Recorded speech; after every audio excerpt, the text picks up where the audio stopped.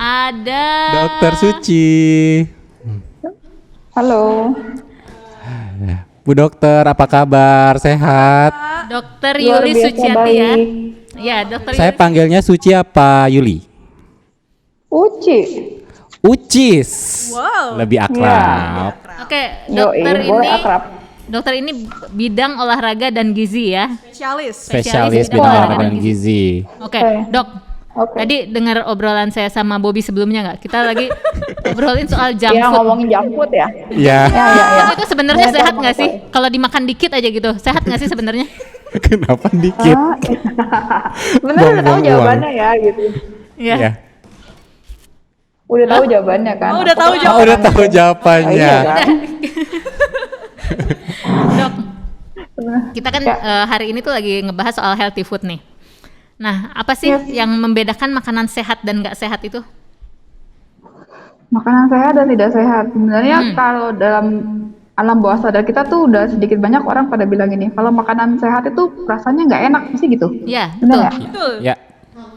Nah ya jadi rata-rata gini, aduh dok, sebenarnya kita tuh semua udah tahu ini sehat, ini nggak sehat, ini sehat, nggak sehat. Sudah tahu dengan banyak informasi itu sudah tahu.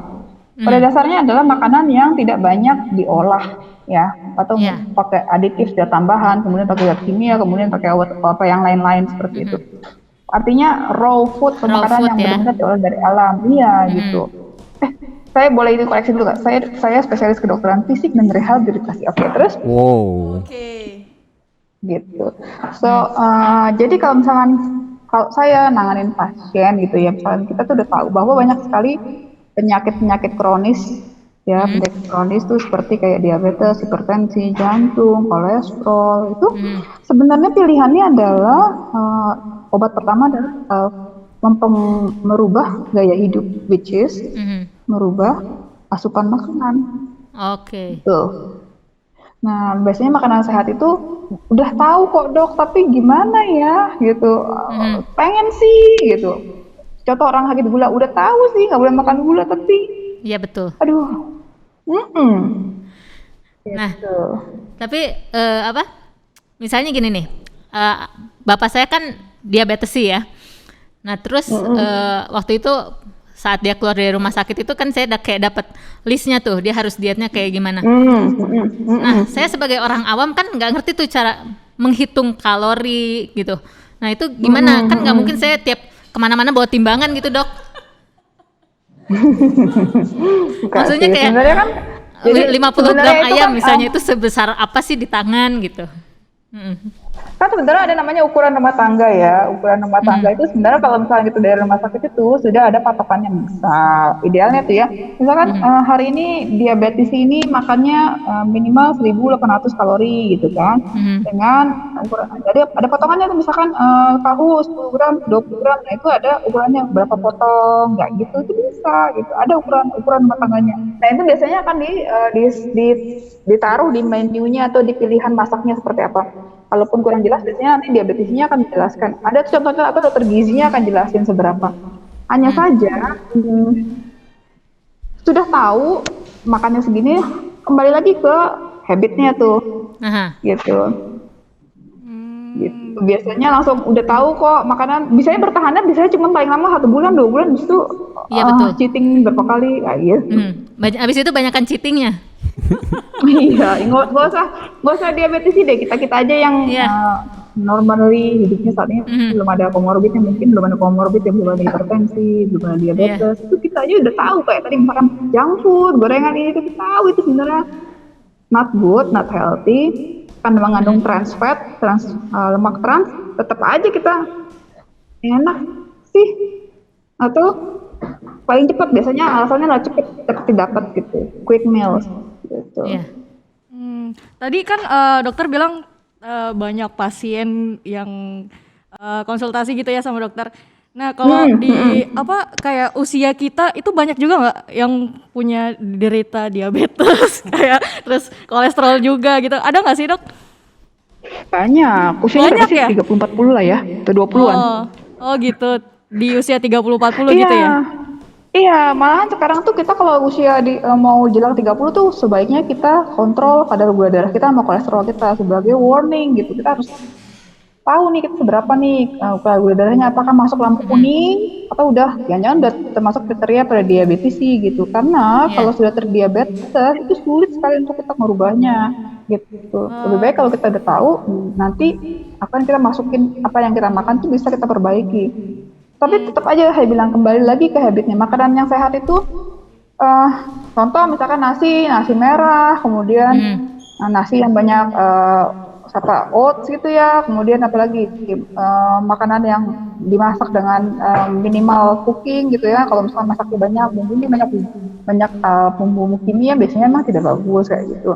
Misalkan kayak keju rasa-rasa, padahal kejunya sendiri kalau keju oke, tapi rasa-rasa keju itu kan bukan keju, cuma rasa terus warna. Oke. Gitu.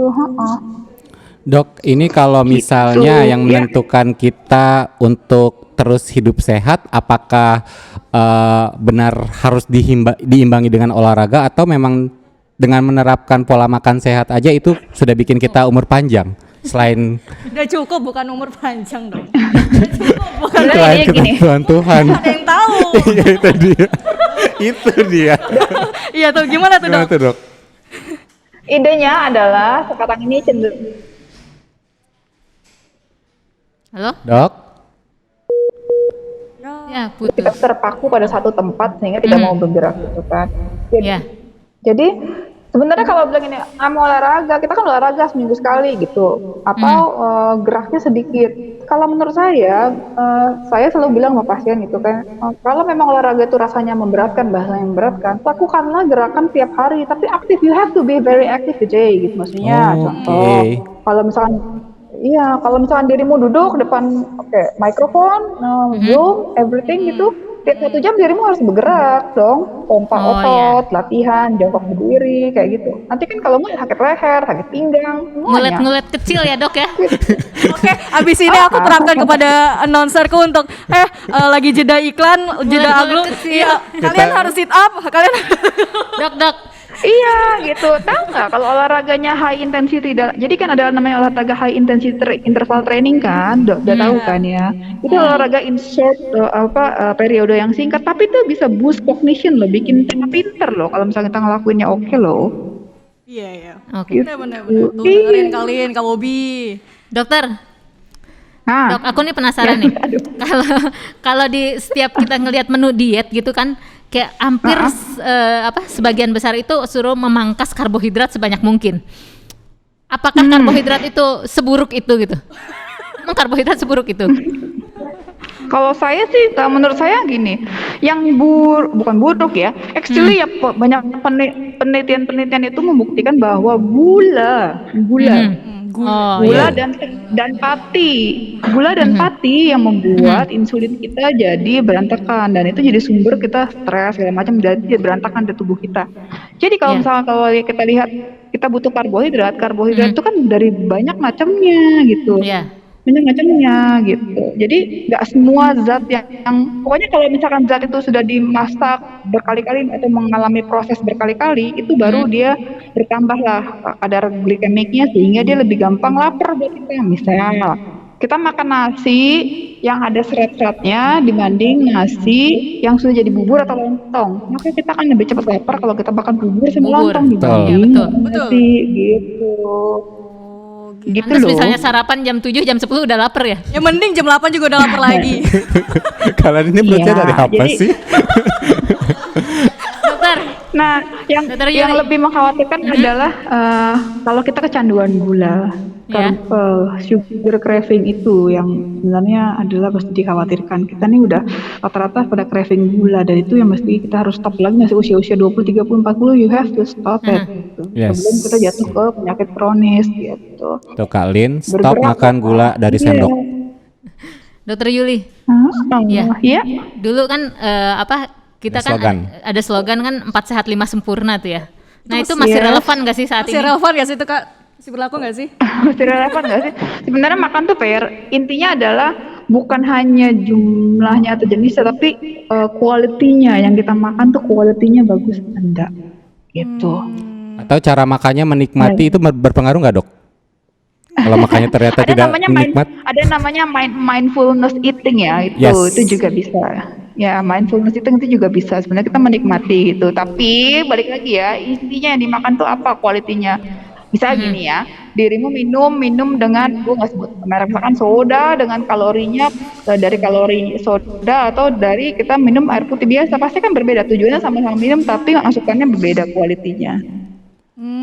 Ini iya sih beda banget sih ya. Soda sama air putih itu yang beda. Iya. Lebih sehatan air putih. Coba deh, stop sugar in 10 days.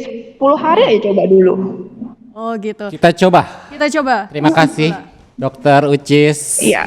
Kita sangat antusias banget hari ini di studio, banyak semua nanya, ada sekitar 100 orang di belakang, tapi karena waktu jadi kita harus sudahi obrolan ini. Tapi mungkin di lain kali bisa lagi gabung bareng kita. Betul.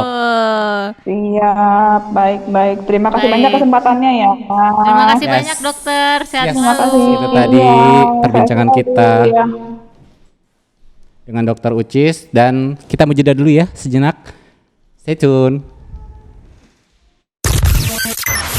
MG Radio Network. More than just news.